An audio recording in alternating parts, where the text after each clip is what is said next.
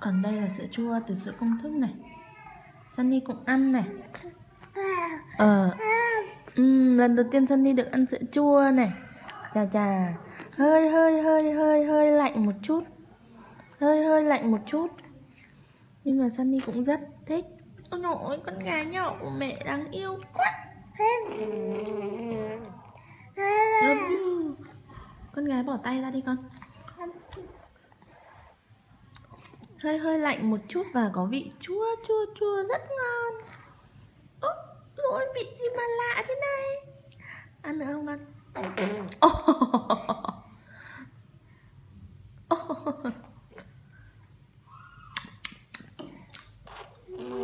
Ôi ngon quá cơ.